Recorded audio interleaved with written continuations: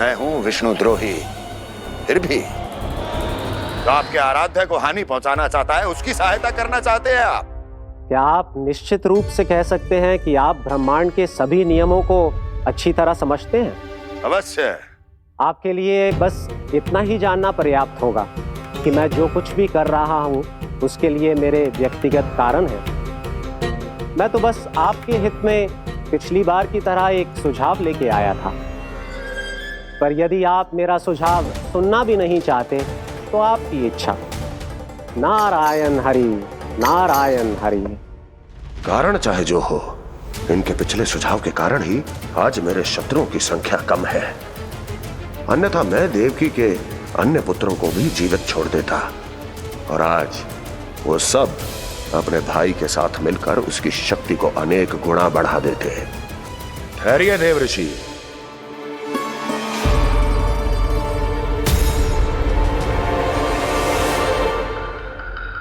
बताइए, क्या सुझाव है आपके पास? मेरे सुझाव का नाम है कालिया नाग।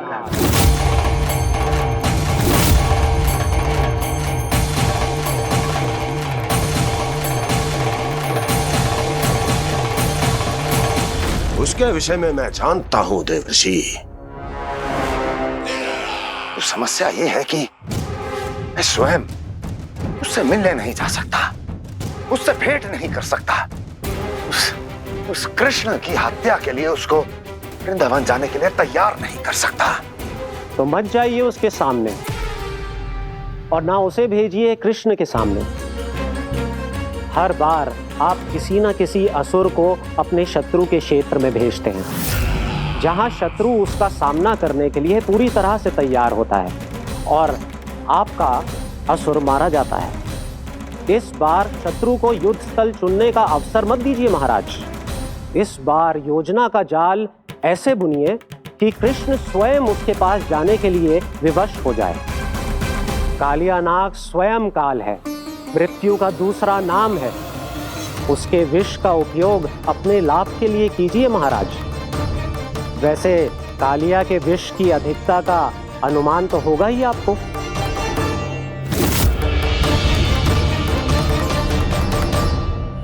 एक बार जो उसके क्षेत्र में पहुंच गया, फिर उसके विष से बचना असंभव है। उचित सुझाव है देवर्षि, उचित सुझाव है। देवर्षि, उस छलिया विष्णु की भक्ति करते करते आप भी उसके रंग ढंग सीख गए हैं। उचित है, उचित है।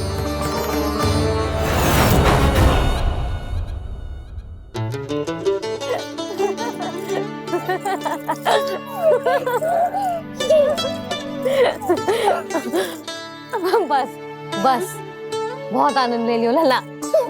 बस अब दूध पी ले। ठहर ठहर, गर्म है। जी ले। ले भी।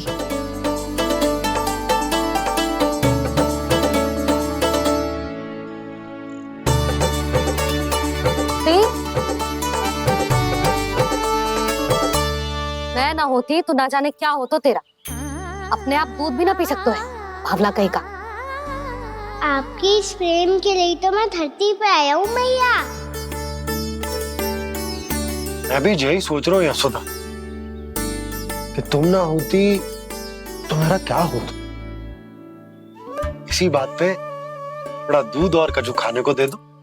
अरे मैं तो भूल ही गई। तनिक ठहर जाओ जी दूध पी लेना तो आपके लिए भी कछु ले आती।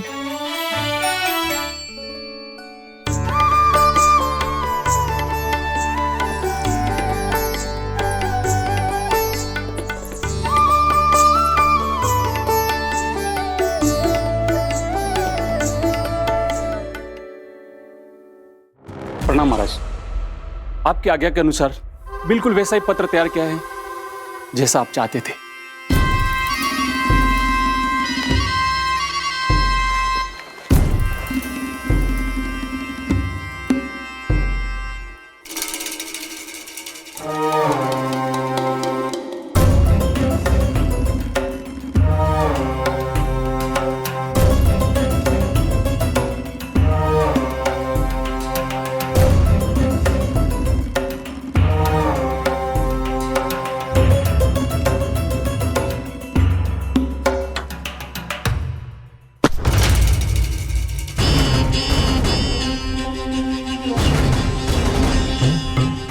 जन्म से लेकर आज तक ये मेरी सबसे महत्वपूर्ण योजना है। इसका सफल होना निश्चित है दूत, किंतु केवल वही करना जैसा मैंने कहा है। जाओ।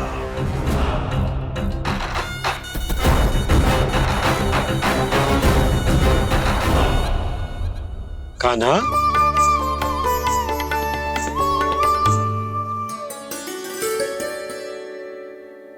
क्या होगा? बाबा, मैं चाहता हूँ कि मैया की स्वमता क्रिस्टल फ्रेम की वर्षा मुझ पे सरते ऐसे होते रहे। वो तो होती रहेगी लल्ला। अपने लल्ला के लिए किसी मैया का प्रेम कभी कम हो सकता है भला? नंदराज, वो मथुरा से एक दूत आयो है महाराज कंस का राजपत्र लेके।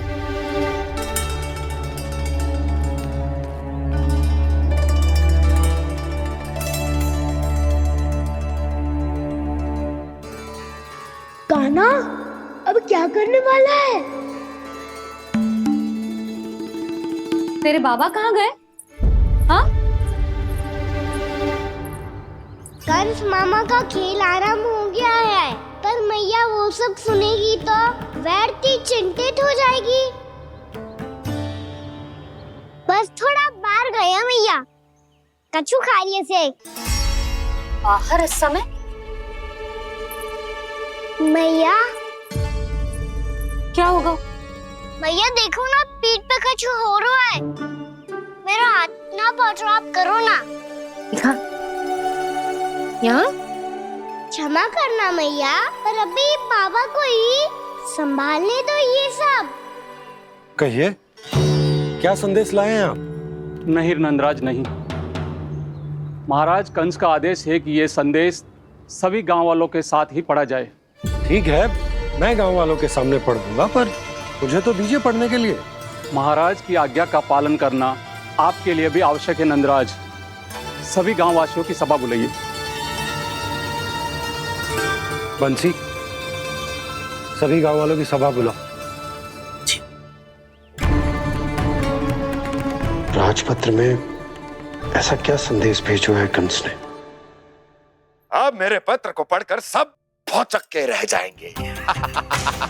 और वो कृष्ण, उस कृष्ण के पांव के नीचे से तो भूमि खिसक जाएगी, आकाश फट पड़ेगा, बिजलियां गिर जाएंगी। प्राप्ति, ओ प्राप्ति, कंस का पत्र। स्वयं को बहुत अधिक शक्तिशाली समझता है ना वो। अब देखता हूं कैसे वो इस महासंकट का सामना करता है। वो कृष्ण, वो अपनी मृत्यु स्वयं चुनेगा या मृत्यु की वेदी पर चढ़ा देगा प्रिय वृंदावन वासियों को।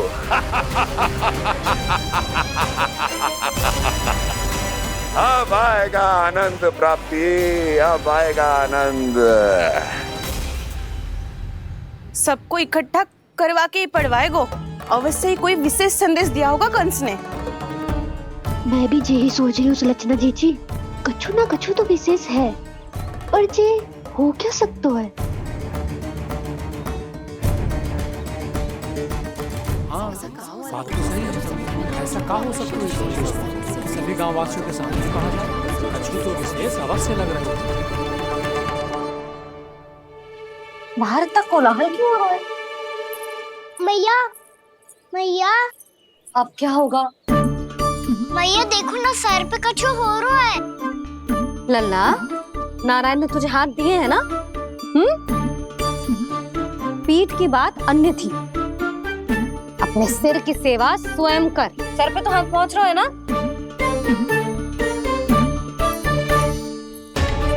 मैया सुनो ना, मैया देखो ना, तीव्र कर कछु हो रहा है। मैया देखो ना, तीव्र कछु हो रहा है।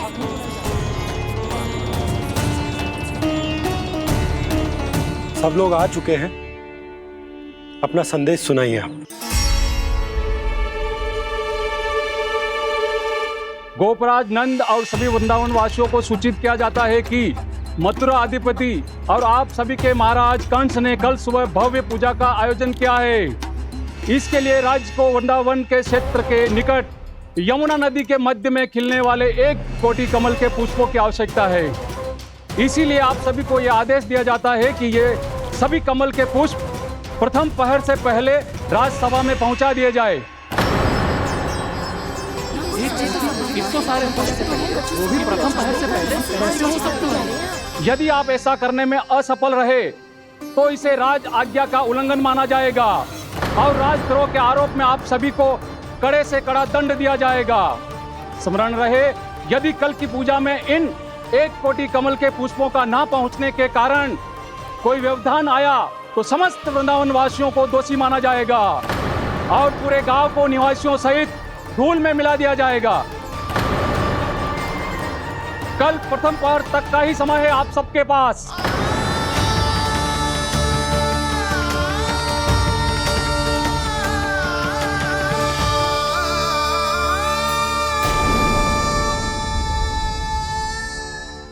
एक कोटि कमल पुष्प, वो भी कल प्रथम प्रहर में?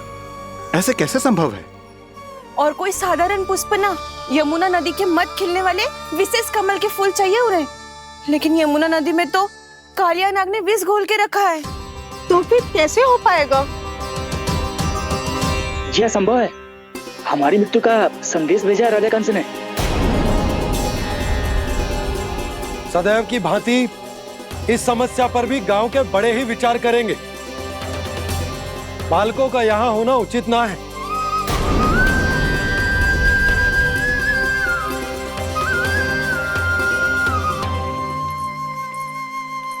लल्ला ले, जे गेंद ले, जा अपने सखाओं के साथ खेल।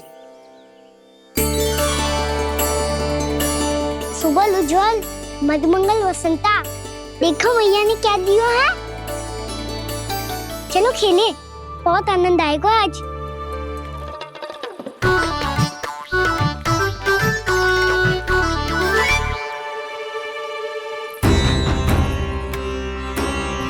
भानु, बंसी, जाओ और शीघ्र ही वो घेरे का कार्य समाप्त करो।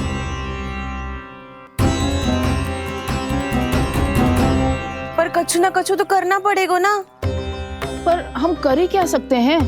पुष्प लाने को और कोई उपाय है भी तो ना। मैं चला जाऊंगा जमुना जी में। वैसे भी मेरे जीवन के कितने दिन शेष बचे हैं। गांव के लिए, समाज के लिए कुछ करके मरूं, तभी तो शांति मिलेगी। ना काका, यदि आप उस विषैले जल में छलांग लगा भी दोगे, किंतु 1 कोटि कमल पुष्प एकत्रित कर पाना आपके लिए संभव ना है। इससे अच्छा है कि मैं चला जाऊं। यदि मैं मर भी गया तो मेरे पीछे रोने वाला कोई ना है। किसी को कहीं जाने की आवश्यकता ना है। गोप नरेश होने के नाते ये मेरा कर्तव्य है कि मैं आप सबकी रक्षा करूं। नंदराज, आपको जाना है तो जाओ। हरिया, काका, भैया सब चले जाओ। लेकिन आपको पता है वहाँ का जल कितना विषैला है। आप लोग एक क्षण भी जीवित नहीं रह पाओगे। फिर कैसे इकट्ठा करेंगे 1 कोटि कमल पुष्प? आप बात तो सही कह रही हैं शांति। उस दुष्ट कंस ने ऐसी मांग रख के हम सबको फंसा दिया। हम में से कोई भी क्यों न चला जाए और इस संकट का समाधान ना निकले को। कान्हा, बताना कौन सा खेल खेलें? गेंद पकड़ खेलते हैं। पर एक बात सुन लो सब, कोई भी तीव्र गति से ना फेंकेगा गेंद को। भैया ने फ्रेम बनाई है मेरे लिए। सब तैयार हो? हाँ।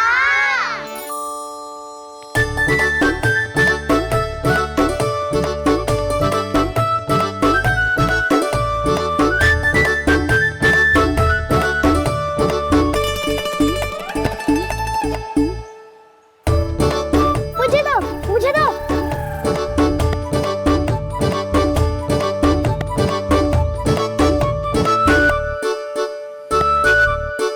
मुझे दो, मुझे दो।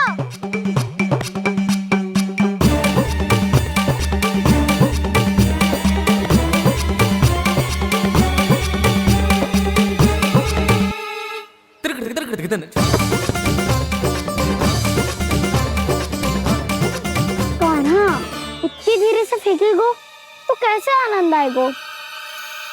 थोड़ा बल लगा के फेंक। हाँ कान्हा, हम अभी बड़े हो गए हैं, तू अब भी छोटे बालकों की तरह फेंक रहा है।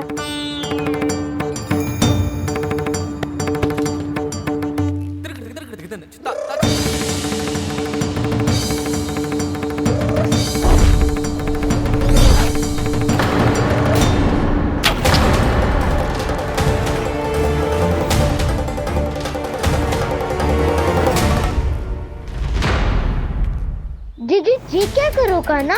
गेंद तो डूब गई।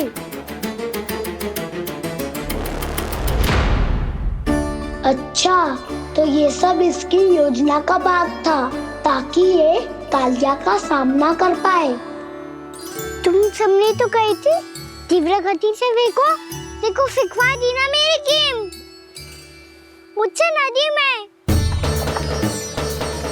तो मुझे जाके लानी पड़ेगी। रुक जा कान्हा, रुक जा कान्हा। जी क्या बोल रहे थे कान्हा? इसमें तो बहुत संकट है।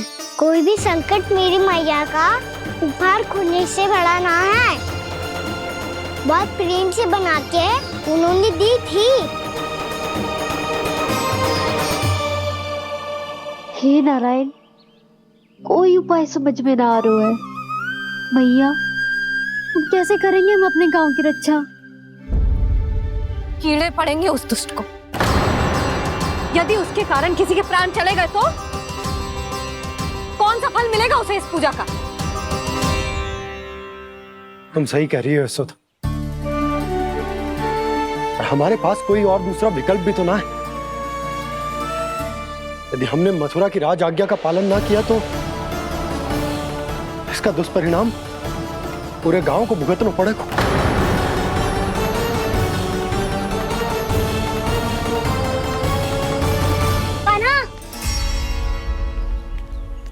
तुम्हें पता है कि तो भगवान है, दिव्य है, बहुत शक्ति है तुझमें। पर फिर भी हम तुझे विषैले जल में ना जाने दे सकते। कुछ होगा तो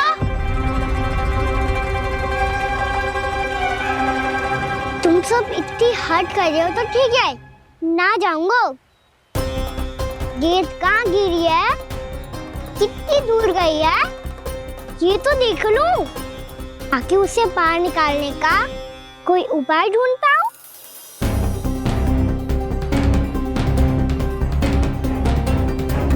हाँ।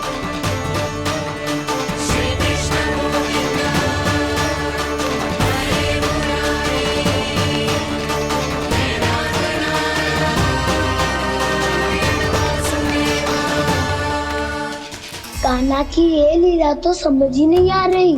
पहले इसने देवश्री नारद को मथुरा जाकर कंस को भड़काने के लिए कहा, फिर स्वयं ही दुखी भी हो गया कि अब इसका रहस्य सबके सामने खुल जाएगा। और अभी स्वयं ही तो इसने कहा था कि गेंद बहुत महत्वपूर्ण है, फिर स्वयं ही उसे नदी के विषैले जल में फेंक दिया।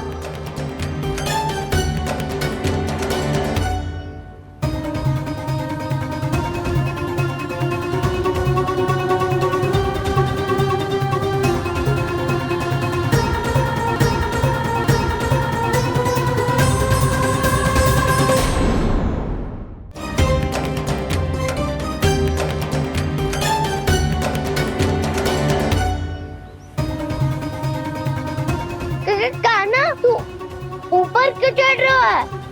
अरे ऊंचाई से देखूंगा तभी तो गेंद दिखेगी।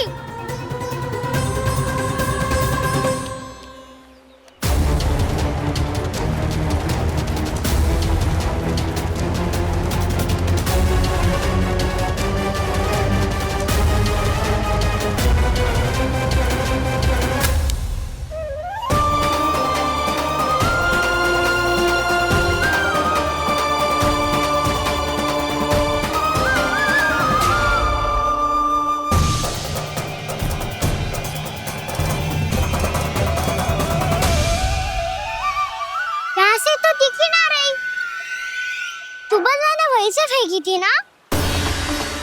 ना, वहाँ से फेंकी थी। कहाँ से? नहीं, वहाँ से। समझ ना आ रहा, ठीक बता। रह गई थी।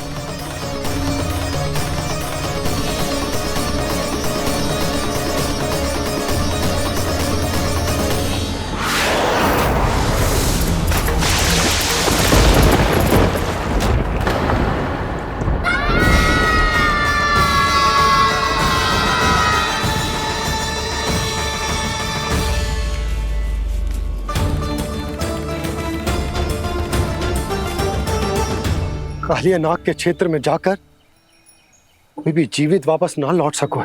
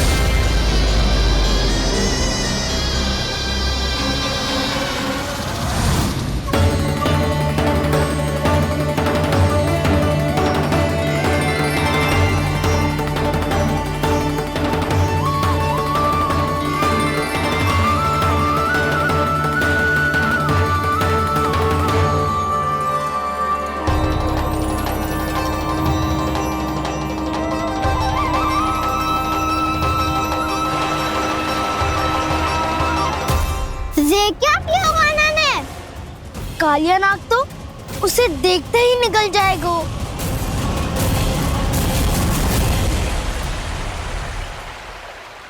तो आरंभ से अब तक सब कुछ उसकी लीला का ही भाग था।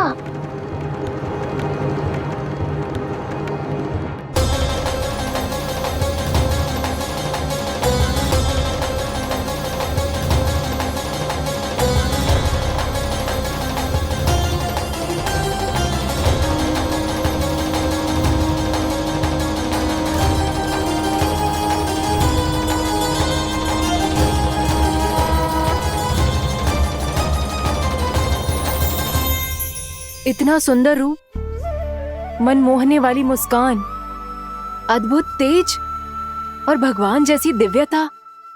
कौन हो तुम? हाँ, तुम्हें देखकर तो हम सब सम्मोहित ही हो गए।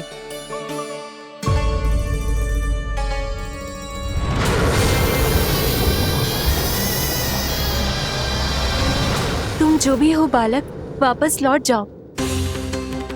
हमारा हृदय तुम्हें ही देखते रहना चाहता है, किंतु यदि हमारे पति जाग गए तो तुम्हें अवश्य हानि पहुंचाएंगे। ये बहुत विषैले है बालक, कालकोट जैसे भयानक। इनके विष से तुम नहीं बच सकोगे। नंदराज, कालिया नाग के विष का प्रभाव बढ़ते ही जा रहा है। पहले 8 कोस तक उसके विष का प्रभाव था, अब तो 1 योजन से अधिक क्षेत्र में फैलो है। जल पीने के प्रयास से अनेक पशु मारे गए हैं और नदी के निकट के वृक्ष और वनस्पति सब नष्ट होने लगे।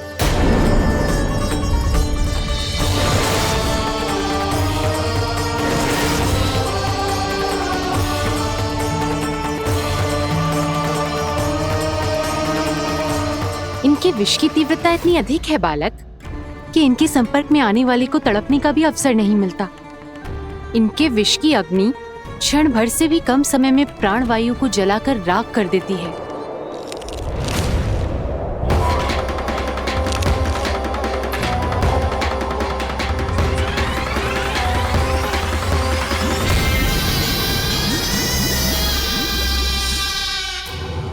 तब तो समस्या और भी गंभीर हो जाएगी।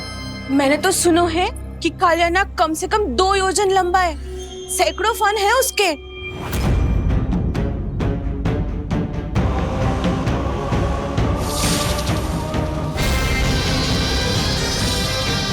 इसका अर्थ तो ये है कि हम दोनों ओर से फंस गए। एक और कंस को 1 कोटि कमल पुष्प देने जो कि कालिया नाग के क्षेत्र में पड़ते हैं, और दूसरी ओर उस कालिया नाग का विष यमुना जी के क्षेत्र में बढ़ता ही जा रहा। इसके कारण हम ही नहीं, निर्दोष पशु पक्षी भी संकट में।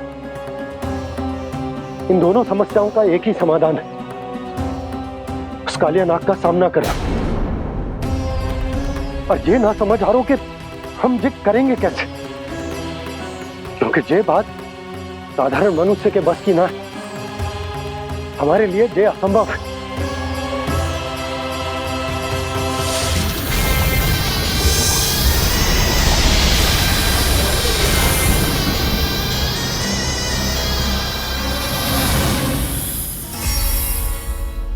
अब तो तुमने अपनी आंखों से भी देख लिया बालक, ये कितने विषैले हैं। नींद में भी विष उगलते हैं। इससे पहले कि तुम्हें कुछ हो जाए, चले जाओ यहाँ से, मान लो हमारी बात। आप सब मुझे जानती भी नहीं और फिर भी मेरी इतनी चिंता कर रही हैं आप। माँ की ममता भेदभाव नहीं जानती। तुम भी किसी के पुत्र हो और हम सब भी माँ हैं। एक माँ को हर बालक में अपनी ही संतान दिखाई देती है, इसलिए हम तुमसे विनती करते हैं, वापस चले जाओ, बचा लो अपने प्राण। मेरी चिंता मत कीजिए, मुझे कुछ नहीं होगा। होगा, अनर्थ होगा यदि ये उठ गए तो।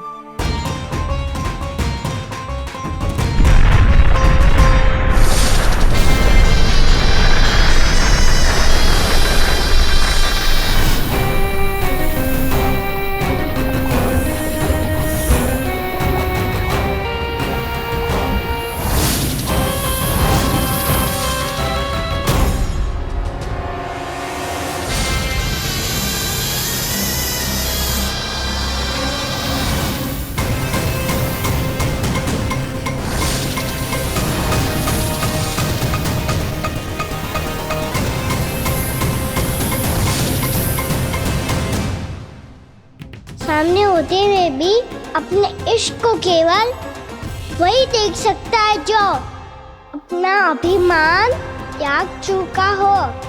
पर पूर्व जन्म में मेरा भक्त होने के नाते मेरा सत्य स्वरूप देख पाने में मुझे इसकी सहायता करनी चाहिए।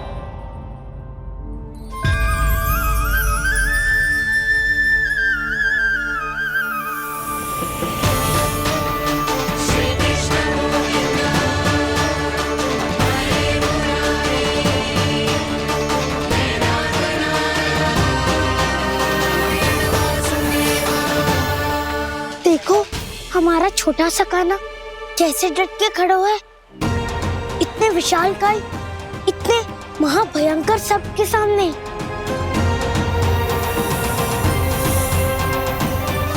ये कोई भगवान नहीं है जो इसके सामने हाथ जोड़ रही हो तुम सब।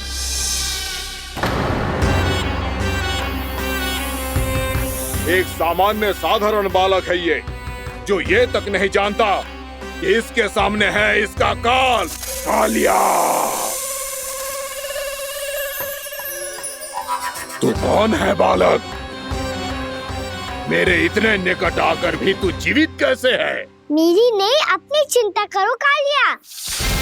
बहुत मनमानी कर ली तुमने। अब बस मैं तुम्हें रोकना हूँ। अब बस मैं तुम्हें रोकना हूँ। मैं तुम्हें रोकना हूँ। बित्ते भर का है तू, मेरे विष के बारे में जानता ही क्या है? और कहता है मुझे रोकने आया है। किससे? किससे रोकना चाहता है तू मुझे? मुझे क्रोध दिलाने की भूल मत कर बालक। अपनी फुंकार से ही तेरी इस मुस्कुराहट को अंतिम मुस्कुराहट बना सकता हूं मैं। शीघ्र बता, कौन है तू और किसने भेजा है तुझे? तुम्हें आवाज भी है कि अपनी पुकारों से तुम कितना विष भूल चुके हो। पवित्र यमुना नदी को कितना दूषित कर दिया तुमने। और यही नहीं, तुम्हारे कारण निकट के जीव जंतुओं, वृक्ष, वनस्पतियों सबको हानि पहुंच रही है। तो क्या? मुझे उससे क्या? मुझे है, मुझे है। आपत्ति है मुझे तुम्हारे इस व्यवहार से, और इसीलिए तुम्हें यहाँ से जाना होगा, यहाँ से जाना होगा।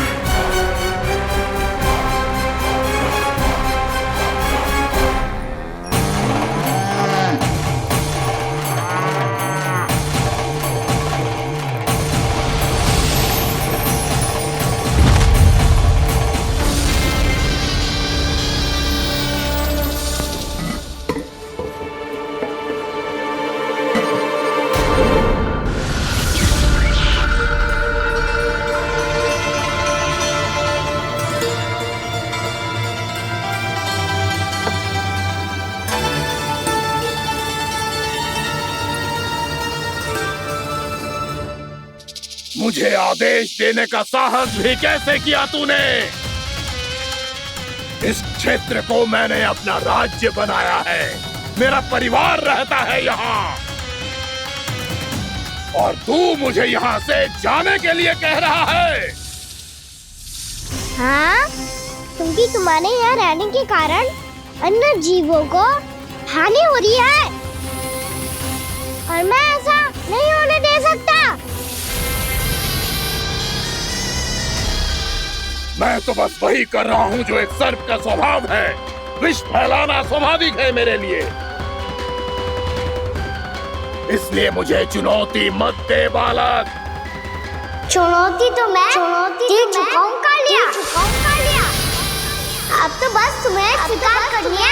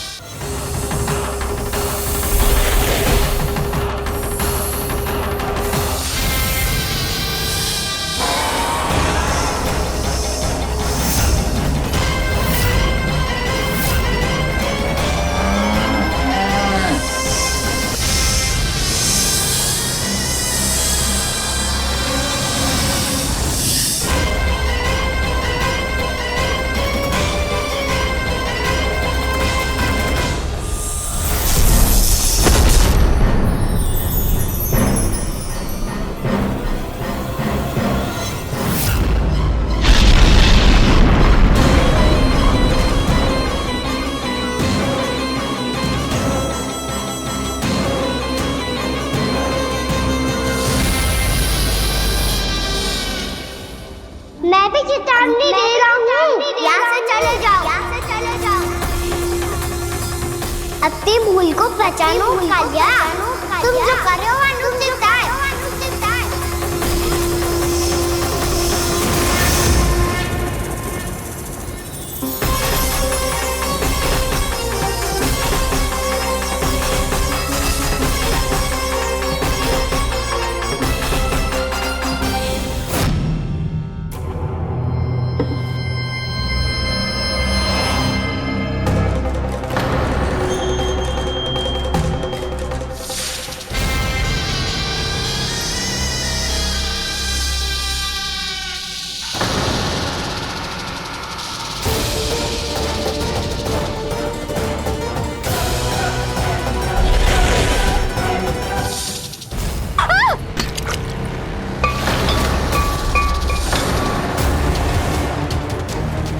अब मैं आता हूँ।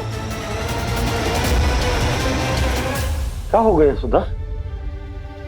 मुझे आवाज हो रहा है जी, कछु ना कछु गड़बड़ है। यशोदा, जो समस्या हमारे सामने है, हम सभी उसका समाधान खोजने में जुटे। तो तुम विश्वास करो, मैं कोई ना कोई समाधान अवश्य ढूंढ लूंगा। हम कैसे भी करके वो कमल के पुष्प उस कंस तक पहुंचा देंगे। नाना, समस्या उससे कहीं अधिक है, उससे कहीं अधिक बड़ी, उससे कहीं अधिक भयानक है।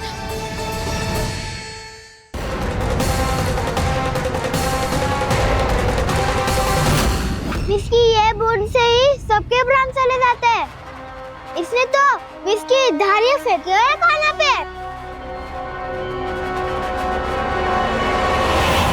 कान्हा कैसे बच्चे को अधिक विष से? इसका विष तो क्या, ये सर स्वयं भी छू तक नहीं पाएगा हमारे कान्हा को।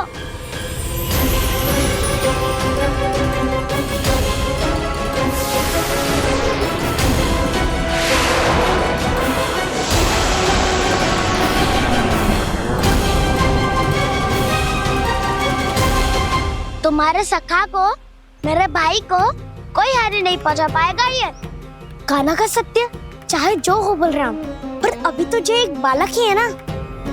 देखो कैसे विष के कारण स्थिर हो गया है।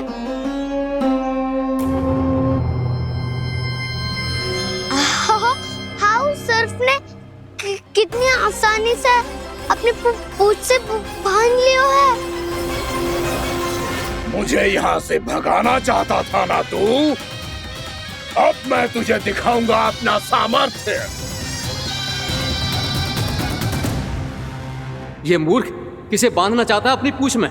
उन्हें जिनका विस्तार सारे ब्रह्मांड में है, या उन्हें जो स्वयं अनंत है? पर देवराज, प्रभु ऐसा करने ही क्यों दे रहे हैं कालिया को? आप सब भूल रहे हैं देवगण, कालिया पूर्व जन्म में प्रभु का बहुत बड़ा भक्त था। उसी भक्ति का फल मिल रहा है अब इसे। वैसे भी भक्तों के मन का भाव सबल हो तो भगवान तो सहज ही बंध जाते।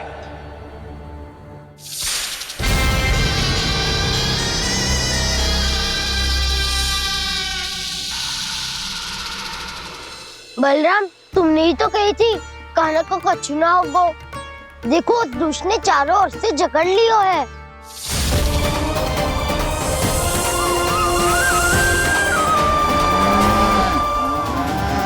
ये क्या कह रही हो तुम? जसोदा जी, क्या हुआ? घबरा क्यों रही हो आप? सुलक्षणा, मुझे आभास हो रहा है कुछ बहुत बड़ी अनहोनी हो गई है। नंदराज, नंदराज, नंदराज!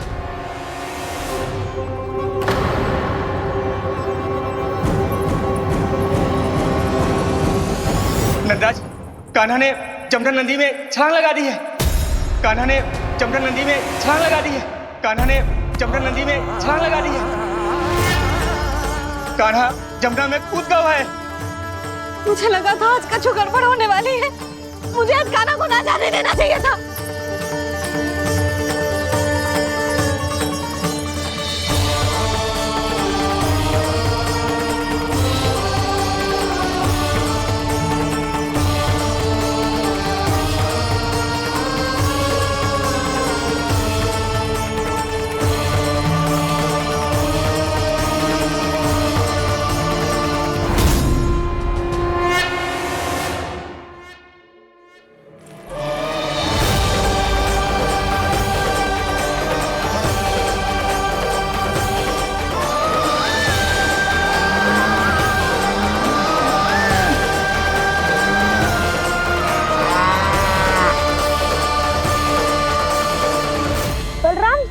करो ना।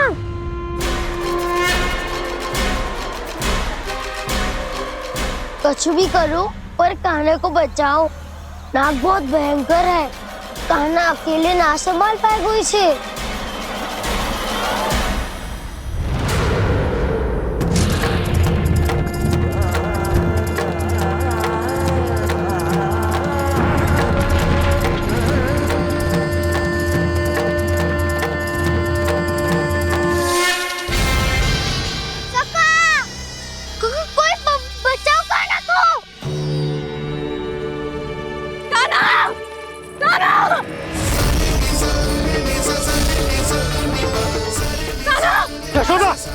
यशोदा रुको। छोड़ दो मुझे, छोड़ दो मुझे। जीजी संभालो, बावली हो गई है। जीजी संभालो। कान्हा, कान्हा।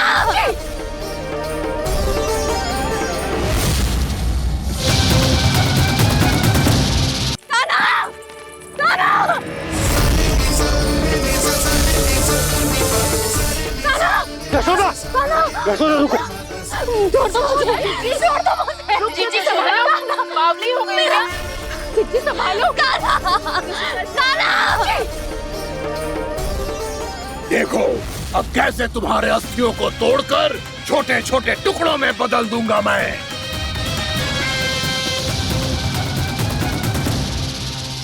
सुदाची, आप जाओगी तो आप भी फंस जाओगी। अपने लल्ला के लिए मैं किसी भी संकट का सामना करने के लिए तैयार हूँ। छोड़ो ना यशोदा, हमें कोई और उपाय खोजना पड़ेगा। कोई और उपाय? आप देख ना रही मेरा काना किस दशा में है।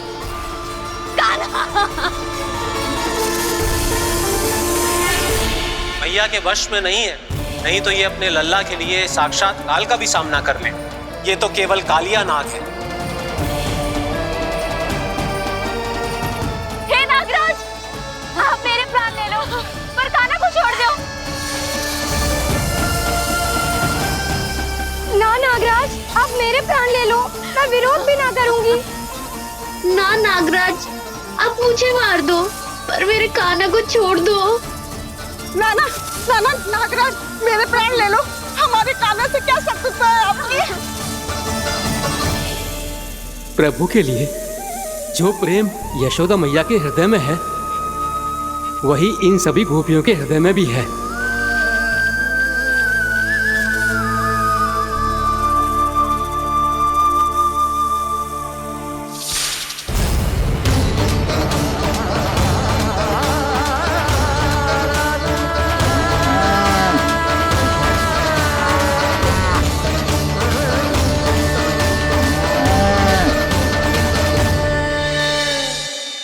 यशोदा, यशोदा,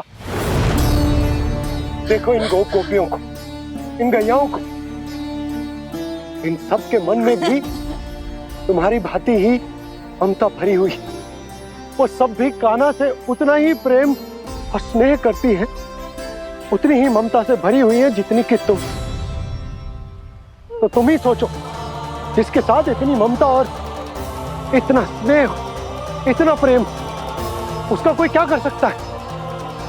उस काले नाग का वेश इस सब आशीर्वादों के सामने कछु न है। कछु करो जी। उसे बोलो वो मेरे प्राण ले ले, मेरे काना को छोड़ दे। यशोदा,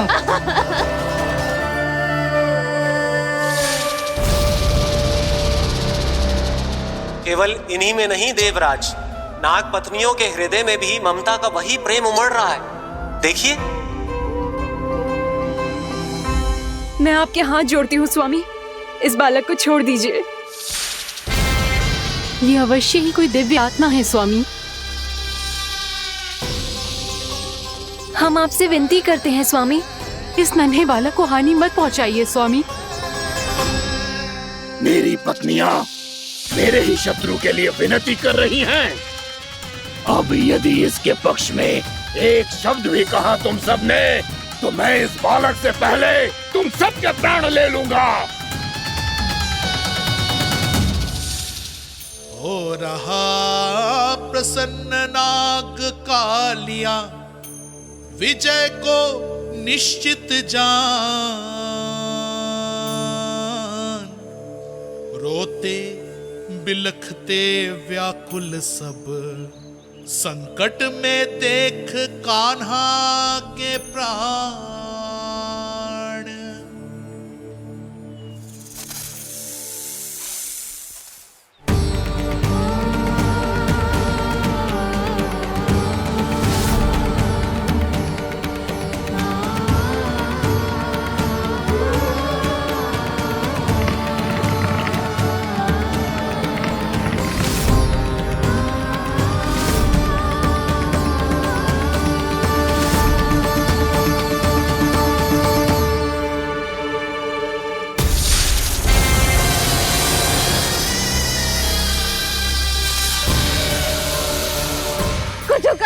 मेरे लल्ला को बचा लो, कोई तो कुछ करो। जीजी, संभालो जीजी। यशोदा, यशोदा तुम शांत हो जाओ, मैं कान्हा को वापस लेकर आऊंगा, मैं रक्षा करूंगा उसकी। ना नंदराज, नंदराज नहीं, कम से कम आप तो समझो नंदराज, कालिया के पास आप जाओगे तो आप भी फंस जाओगे।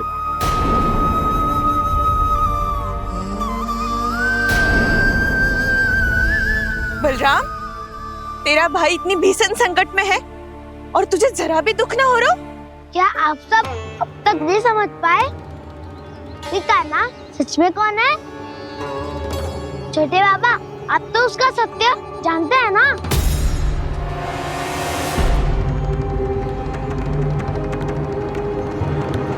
मानता हूँ कि आप सब कान्हा के रहस्य के बारे में नहीं जानते, पर क्या उसके जन्म से आज तक घटी एक से बढ़कर एक विचित्र घटनाओं को भी भूल गए हैं आप सब?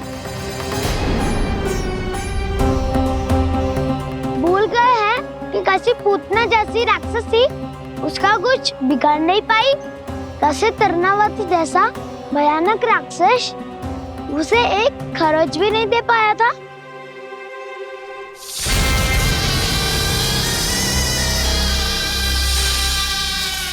आप सबने अपनी आंखों से देखा था ना, बकासुर से कान्हा की रक्षा करने देवता स्वयं आए थे, पर सत्य तो ये है कि वो सभी देवता भी उस असुर के सामने असमर्थ हो गए थे।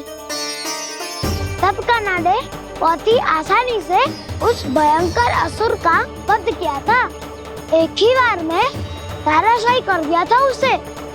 तो आप सभी सोचिए, बार बार ऐसे असाधारण कार्य करने वाला बालक साधारण कैसे हो सकता है?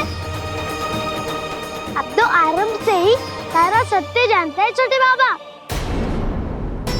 रहस्य छुपाने में सदैव कान्हा की सहायता करते आए हैं आप, और आज आप स्वयं ही उसके सत्य को भूल रहे हैं। और तुम सब भी तो जानते हो कान्हा की शक्तियों के बारे में, तो क्या तनिक भी विश्वास न आया अपने सखा पे?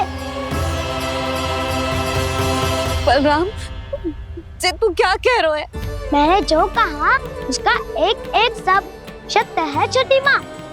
यदि प्रभु की इच्छा हुई तभी कुछ ही क्षणों में सब कुछ अपनी आंखों से स्वयं अनुभव कर लेंगे आप।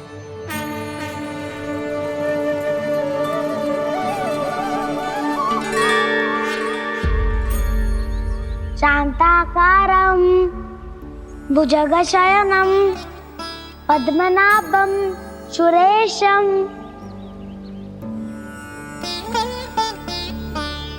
विश्वाधारं गगनसदृशं मेघवर्णं शुभांगं लक्ष्मीकान्तं कमलनयनं योगी वीरध्यानगम्यं वन्दे विष्णुं भवभयहरं सर्वलोकैकनाथम्।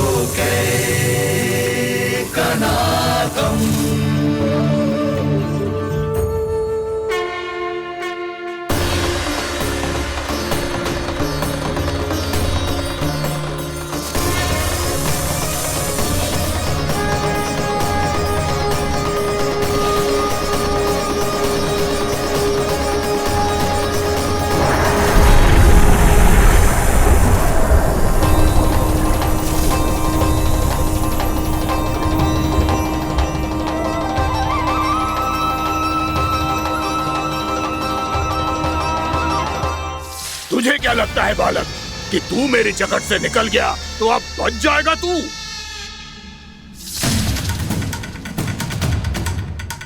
मेरे विष से अपनी प्राण रक्षा करने में सफल रहा, मेरी जगत से भी छूट गया, पर मेरे दंश से नहीं बच पाएगा।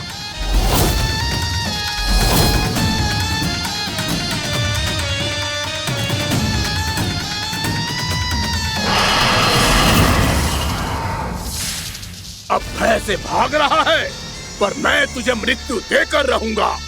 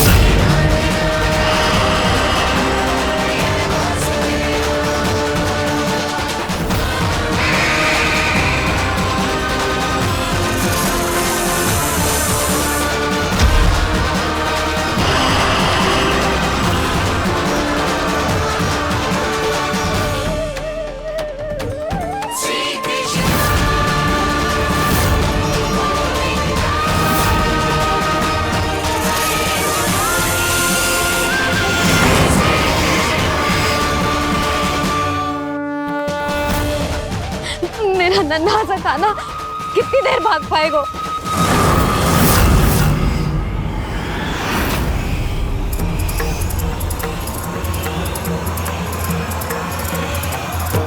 और कितनी प्रतीक्षा करोगे मेरी भक्त कालिया? भक्त नहीं, काल हूं मैं तेरा।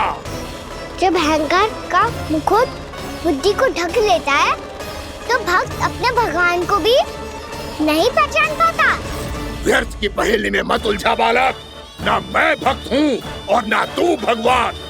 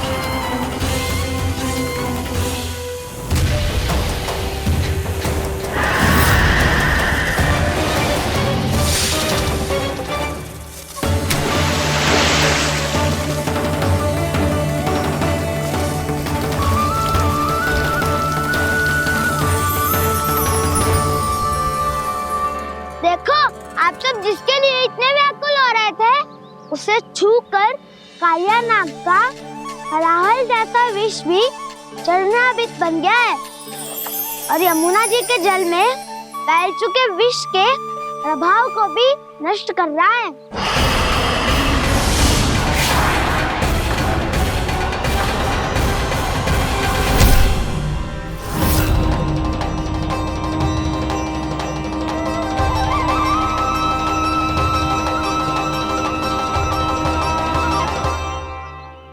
धर्म रक्षक अधर्म विनाशक प्रभु श्री कृष्ण का कौशल सचमुच अद्वितीय है। नारायण नारायण।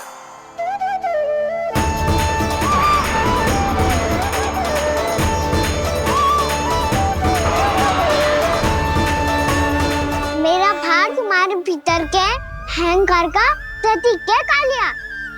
अब तुम्हारा अहंकार तुम्हारा अनपान मेरे पाँव के नीचे है और तुम्हारी पूंछ अर्थात तुम्हारे प्राण मेरे हाथ में। अब तुम क्या करोगे भक्त?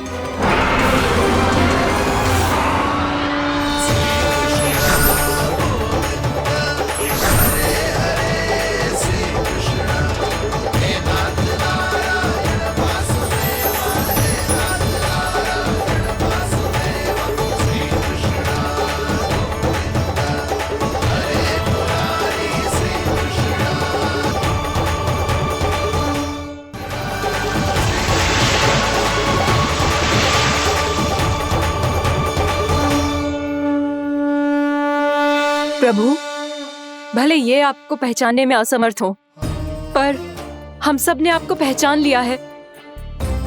हाँ प्रभु, एक भक्त होने के नाते और एक अर्धांगिनी और माँ होने के नाते मैं आपसे इनके प्राणों की भिक्षा मांगती हूँ। अपनी कृपा दिखाइए और इन्हें क्षमा कर दीजिए। आपके लिए मित्र और शत्रु में कोई अंतर नहीं प्रभु। उसी तरह आपकी कृपा और दंड में भी कोई अंतर नहीं। दोनों दया ही तो हैं। अकारण ही किसी को प्राप्त नहीं होती। हमें विश्वास है कि हमारे पति को मिला ये दंड कोई अभिशाप नहीं है, आपका वरदान है। ये सत्य है प्रभु कि इनसे बहुत से पाप हुए हैं। इनके विष से बहुत सारे जीव जंतु को हानि पहुंची है, पर अब आपके चरण इनके शीश पर पड़ गए हैं। ऐसी कृपा तो बड़े बड़े महान महात्माओं को भी दुर्लभ है, और इन्हें प्राप्त हुआ तो अवश्य ही ये किसी महान पुण्य का ही फल है। हे प्रभु, उन्हीं पुण्य कर्मों की शक्ति का आह्वान कर मैं आपसे विनती करती हूँ, इन्हें प्राणदान दीजिए। मैं अपने इस भक्त को क्षमा अवश्य करूंगा देवियों, यदि ये अपने अहंकार को त्याग कर मुझे पहचान ले तो।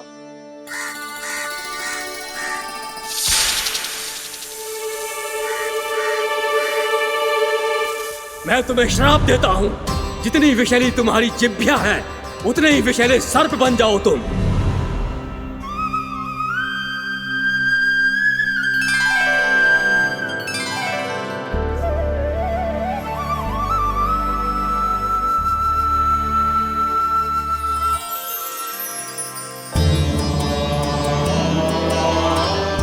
नारायण, मुझे क्षमा कीजिए नारायण।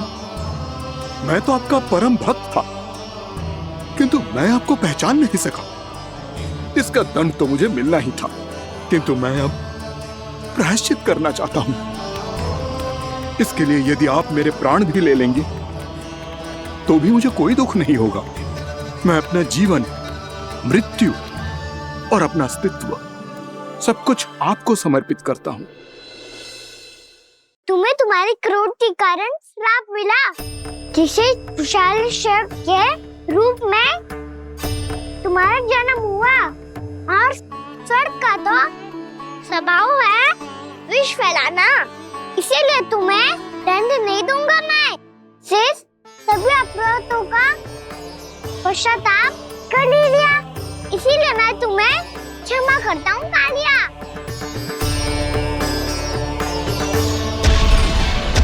पर तुम्हें यहाँ से दूर समुद्र के बीच जाकर रहना होगा, जहाँ किसी निर्दोष का जीवन तुम्हारे विष से प्रभावित ना हो। मैं चाहकर भी आपकी इस आज्ञा का पालन नहीं कर सकता। मैं असमर्थ हूँ प्रभु, क्योंकि यदि मैं इस क्षेत्र को छोड़कर गया तो मेरी मृत्यु निश्चित है। आपसे क्या छुपा है प्रभु? आप तो जानते हैं कि सर्प जाति और आपके वाहन गरुड़ के बीच अनंत शत्रुता चल रही है, जिसका प्रारंभ नागों के द्वीप नागालय से हुआ था। उस द्वीप पर छोटे जीवों को निगल जाने के लिए सर्प थे, और गरुड़ को सर्पों का स्वाद बहुत प्रिय था, इसलिए वो बार बार नागद्वीप जाने लगा था। पर इस कारण पूरी सर्प जाति उससे आतंकित हो गई थी। इसलिए जब भी गरुड़ वहां पहुंचता तो सभी सर्प छिपने लगते। जब गरुड़ को इसका आभास हुआ तो उसे बड़ा क्रोध आया, और वो उत्तेजना में भरकर सर्पों का शिकार करने लगा। भूख ना होने पर भी उन्हें मारने लगा। अब सर्पों के प्राण हरना उसके लिए खेल बन गया था। इस भीषण समस्या का समाधान ढूंढने के लिए पूरी सर्प जाति महान सर्प वासुकी के सामने इकट्ठी हुई। हे महान वासुकी, हमारी सहायता कीजिए। नागद्वीप पर गरुड़ ने आतंक मचा दिया है। पहले तो वो हमें अपना भोजन बनाता था, लेकिन अब हम उसके खेल का साधन बन चुके हैं।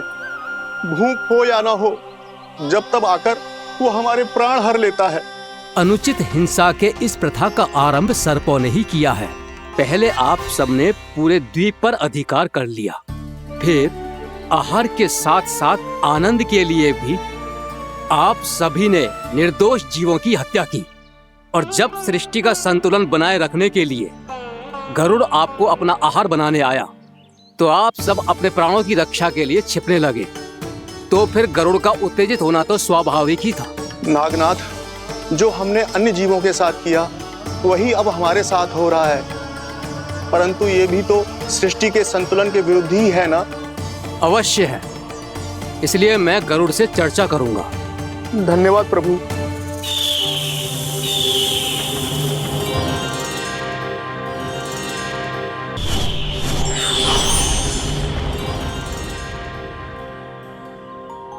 श्री नारायण के वाहन पक्षीराज गरुड़, मैं संपूर्ण सर्प जाति की ओर से आपसे एक निवेदन करने आया हूँ।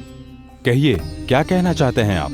हे पक्षीराज, यदि आप हम पर ऐसे ही आक्रमण करते रहे तो शीघ्र ही हमारी प्रजाति समाप्त हो जाएगी। इसीलिए हमारी आपसे विनती है, यदि आप उचित समझें तो सर्पों के किसी एक घर से हम आपको एक सर्प प्रतिदिन अर्पित करेंगे। आप उसको आहार बनाइए और अन्य सर्पों को जीवित रहने का अधिकार दीजिए। मुझे स्वीकार है। तब से प्रतिदिन किसी एक घर से एक सर्प गरुड़ के भोजन के लिए भेजा जाने लगा। समय के साथ मेरे घर की भी बारी आई, परंतु मैंने एक बहुत बड़ी भूल कर दी। समय आ गया है स्वामी, आज गरुड़ के आहार के लिए इसे चुना गया है। कौन है यह गरुड़ और क्यों दूं मैं इसे कोई भेंट? स्वामी, सभी सर्प राज्यों और गरुड़ के बीच में यही समझौता हुआ है, हमें इसका सम्मान करना ही होगा।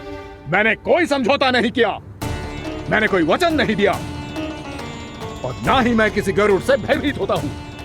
यदि इस राज्य में किसी को सर्पों को अपना आहार बनाने का अधिकार है तो वो केवल मुझे है। अब से गरुड़ को दी जाने वाली हर भेंट मुझे दी जाएगी, महाविषधारी महान नागराज कालिया को। यह और कुछ नहीं, मेरा अभिमान था प्रभु, और यह मेरे इस जन्म की सबसे बड़ी भूल थी, क्योंकि फिर जब गरुड़ को इस बारे में पता चला तो।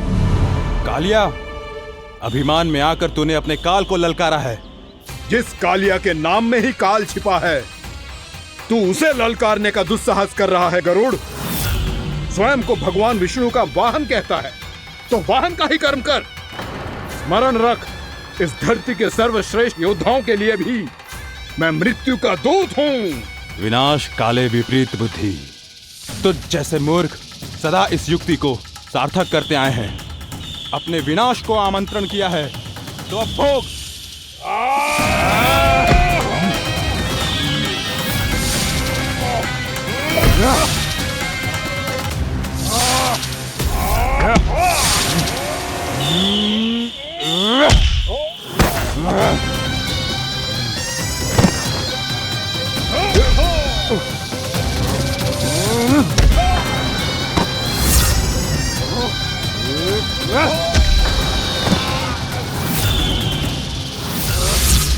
जिसने मेरा भोजन चुराने की धृष्टता की है वो इसी योग्य है।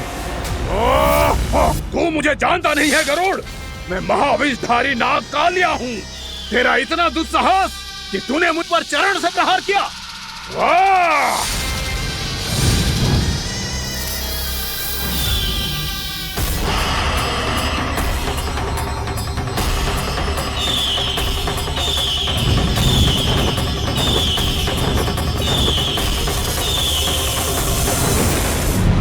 मैं अपने अभिमान में भूल गया था कि गरुड़ मुझसे कहीं अधिक शक्तिशाली है। इसलिए अपने प्राणों की रक्षा करने के लिए मैं एक स्थान से दूसरे स्थान भागने लगा। नदियां, पर्वत, यहां तक कि मैंने सागर भी लांघ डाला, पर मैं जहां भी जाता गरुड़ के रूप में मेरा काल वहीं आ जाता।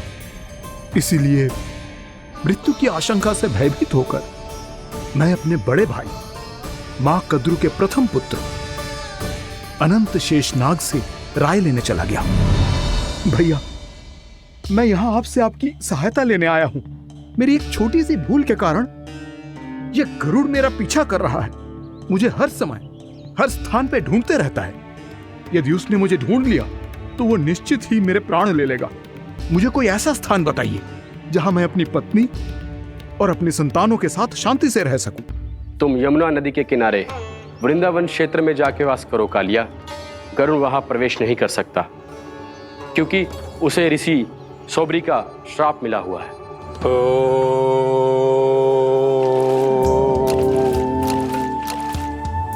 ध्यान और तपस्या का नित्य कर्म करते हुए ऋषि के मन में मछलियों के प्रति प्रेम भाव इतना बढ़ गया कि वो भूल गए सभी जीव खाद्य श्रृंखला का भाग होते हैं और मछलियां भी इस नियम की अपवाद नहीं है। उन्हें मछलियों की अटखेली इतनी अच्छी लगने लगी कि वो इस क्षेत्र के मछुआरों को भी मछली पकड़ने की अनुमति नहीं देते थे।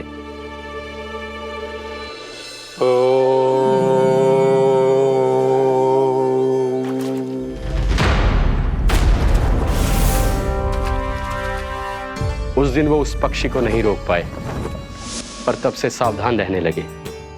यहां तक कि अपने साधना से भी अधिक ध्यान वो पक्षियों पर केंद्रित करने लगे। ठहरो! इसी क्षण अपनी चोंच में पकड़ी इस मछली को छोड़ दो। तुम्हें इन मछलियों का आहार नहीं करना चाहिए पक्षीराज। ये तो खाद्य श्रृंखला का नियम है ऋषिवर। यदि मैं इनका आहार नहीं करूंगा तो कोई और पक्षी कर लेगा। मैं अपने आनंद या प्रतिशोध के लिए इनके प्राण नहीं ले रहा। ये तो बस मेरा भोजन है। पर यह मेरा तपस्या स्थल है। तुम यहाँ शिकार करके मेरी साधना में विघ्न नहीं डाल सकते पक्षीराज। यदि आपकी यही इच्छा है तो मैं आज के बाद यहाँ नहीं आऊंगा।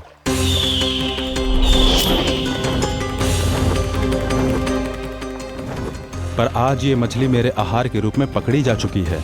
मैं वचन देता हूँ ऋषिवर, इस स्थान पर यह मेरा अंतिम शिकार होगा।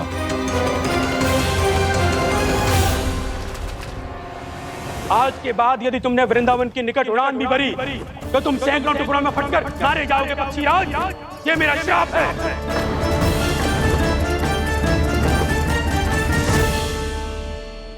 और इसीलिए भैया शेषनाग के सुझाव के अनुसार मैं यहां आ गया। पर अब यदि मैं कहीं और जाऊंगा तो मेरे प्राण नहीं बचेंगे प्रभु। डिस्टेंट रहो कालिया। अब से गरुड़ तुम्हें कोई हानि नहीं पहुंचाएगा। अब तुम्हारे फनों पर मेरी पक्षिंग बन गए कालिया। इसीलिए अब से तुम्हें गरुड़ से कोई भय नहीं होगा।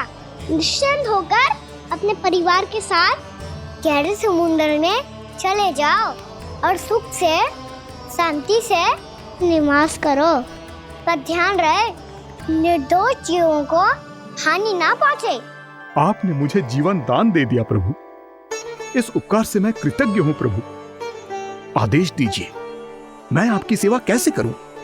तुम्हारे जल क्षेत्र से 1 कोटि कमल पुष्पों को लेने की अनुमति दे दो कालिया। यही मेरी सेवा होगी। प्रभु, ये तो मेरा सौभाग्य होगा।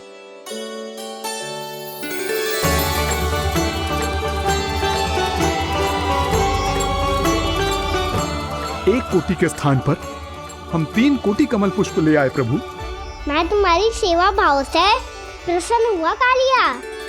रमनाक द्वीप पर चले जाओ ताकि तुम्हारे कारण फिर कभी किसी निर्दोष जीव को हानि ना पहुंचे और न ही तुम्हारा विष मेरे प्रिय यमुना नदी के जल को दूषित कर पाए। मैं तुम्हें आशीर्वाद देता हूँ। आज यहाँ मेरे द्वारा तुम्हें दिए गए इस आदेश का स्मरण जो भी भक्त करेगा और प्रातः काल और संध्या काल में इसका उच्चारण करेगा, उसे फिर कभी किसी संकट से कोई भय नहीं होगा। ये स्थान अब से काला कुंड के नाम से जाना जाएगा।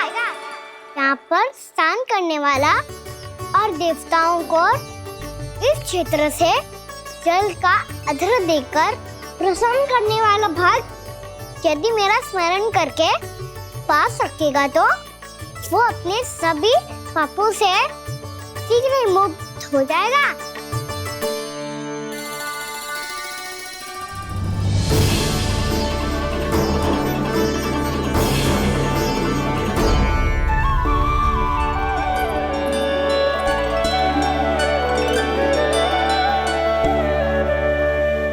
कौन है जी भगवान जिसने अभी अभी कालिया जैसे विशाल विस्तर का सामना किया? क्या एक साधारण बालक जो शीत की अधिकता से ठिठुर रहा है? क्या करूं? मैं लल्ला को ममता के आंचल में छुपा लूं या भक्त बनकर प्रभु की लीला देखती रहूं? क्या करूं मैं? कितना ठंडा था जल, बहुत सर्दी लग रही है। सर्दी से तड़पते हुए कैसे देखूं इसे? अभी जाके अपने पल्लू से सुखाती हूँ। हृदय से लगा के स्नेह की आंच दूंगी तो सर्दी पल भर में छूमंतर हो जाएगी।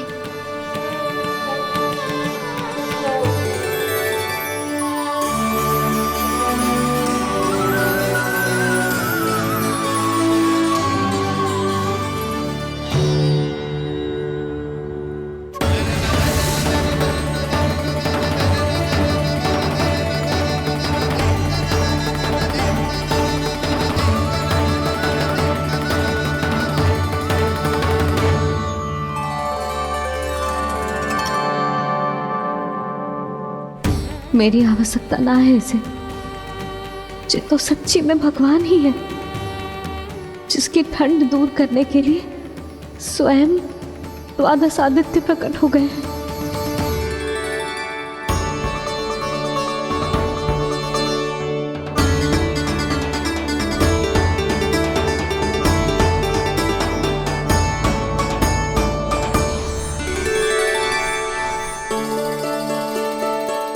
ये क्या किया आपने?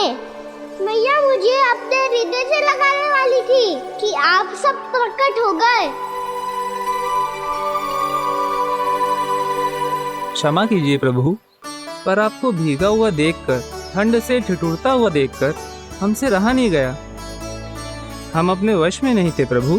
भक्ति से भावुक होकर हम प्रकट होने पर विवश हो गए थे।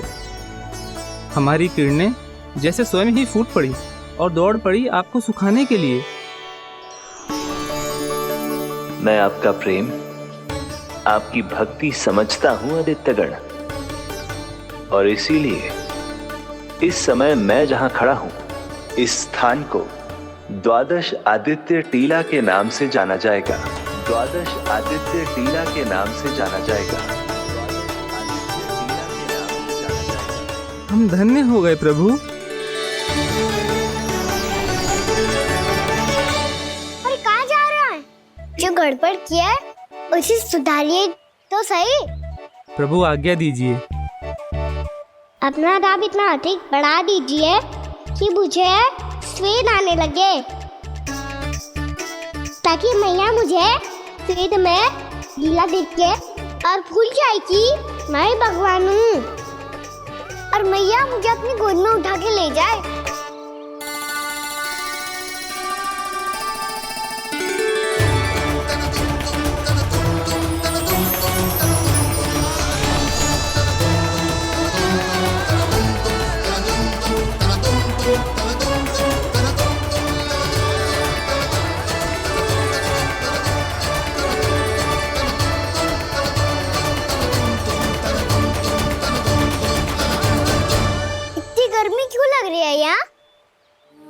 स्वेद की एक बूंद भी आती थी तो मैं अपना आंचल लेकर पहुंच जाती थी इसके पास। जानती ही नहीं थी कि चेतु स्वयं वायुदेव को आदेश दे सकते हैं कि वो बहने लगे और उसका सारा स्वेद सुखा दे। वायुदेव की आवश्यकता नहीं है मैया, मुझे आप भी चाहिए। लगता है जिस बात का है था वही सत्य होने लगी है। भैया मेरे भगवान रूप को भूल नहीं पाएगी, और अब मेरे लिए उनके सत्य छुपा कर रख पाना कठिन हो जाएगा। कृष्णा कृष्णा हरे कृष्णा कृष्णा कृष्णा मुरली मनोहर कृष्णा गोपाला गोविंदा हे दामोदरा।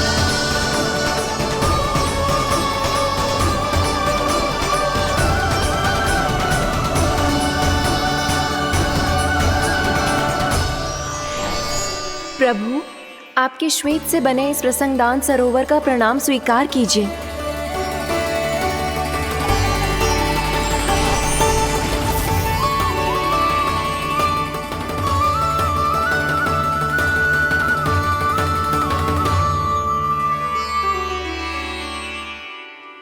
ओहो, इस चमत्कार को देखकर भैया को और भी अधिक विश्वास हो जाएगा कि मैं भगवान ही हूँ। अब कैसे मनाऊं मैया को कि मैं इनका लाई हूँ।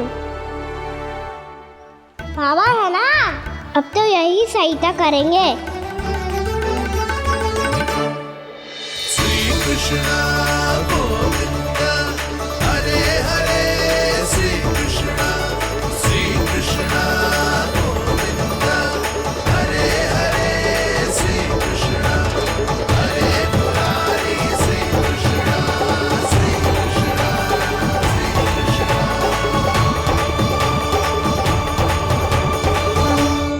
बाबा एक कोटी ना, मैंने तो 3 कोटी कमल पुष्पों का प्रबंध कर दिया है और चिंता करने की आवश्यकता ना है। 1 कोटी कमल के स्थान पर 3 कोटी कमल पुष्प मिल गए हैं। हाँ कान्हा, मैं उचित संदेश के साथ ये सारे पुष्प उस कंस के पास भिजवाता हूँ। महाप्रक्रमी कान्हा की जय। वृंदावन रक्षक कान्हा की जय। महाप्रक्रमी कान्हा की जय। भानु जी नंदराज। बाकी गांव वालों को लेकर ये सारे पुष्प इकट्ठा करो और कंस के दरबार में पहुंचाओ। जी।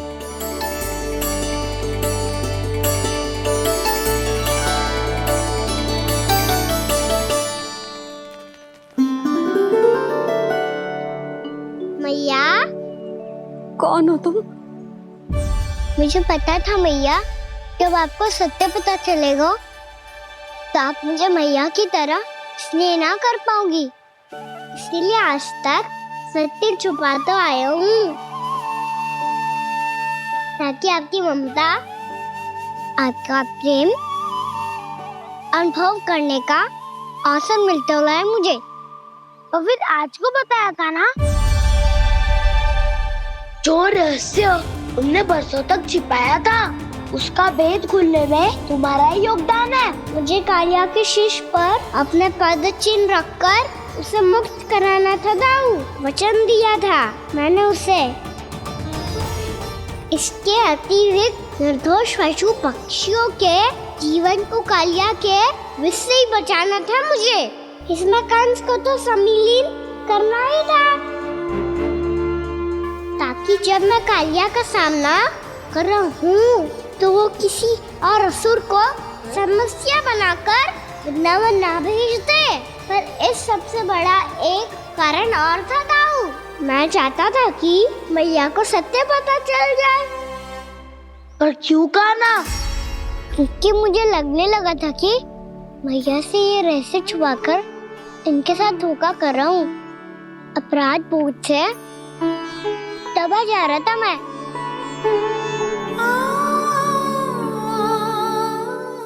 जो सत्य आपको, बाबा को, सभी को पता है, यहाँ तक कि मेरे सखा भी जानते हैं, वो सत्य मैंने मैया से छिपाया केवल इसी लोभ में कि मुझे इनकी ममता प्राप्त होती रहे। पर ऐसा करके मैं अपने से निस्वार्थ प्रेम करने वाली मैया को धोखा दे रहा था। आप ही बताओ दाऊ, जो इस संसार में मुझसे सबसे अधिक भरोसा करता है, उसी के साथ छल कैसे कर सकता हूँ मैं? हाँ, मैं नारायण का अवतार हूँ, पर अपनी मैया का छोटा सा लल्ला भी तो हूँ।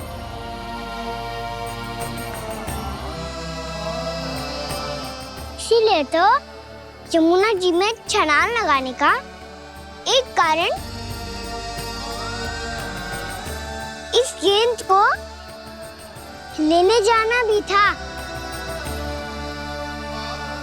ने स्नेह से बनाई थी मैया ने गेंद, इसे अपने से दूर कैसे होने देता मैं? आपको आभास भी ना है मैया कि आप मेरे लिए कितने महत्वपूर्ण हो। ये सत्य है कि सभी देवता, प्रकृति, भक्त, ये सब है मेरा ध्यान रखने के लिए, मेरी सेवा करने के लिए। पर क्या इनमें से कोई भी मेरी मैया का स्थान ले सकता है? और आप भी तो यही चाहती थी कि मैं आपका लल्ला बन के आऊं, कि मैं आपका लल्ला बन के आऊं, कि मैं आपका लल्ला बन के आऊं। आज जैसे आपने मुझे अपनी गोद में लिटा रखा है, क्या कुछ ऐसा नहीं हो सकता कि शीघ्र ही मुझे आपको अपनी गोद में खिलाने का अवसर मिल जाए? मैया, नारायण का अवतार हूँ ना, क्या इतनी बड़ी समस्या है कि आप हृदय से भी राह लगा सकते? मैया,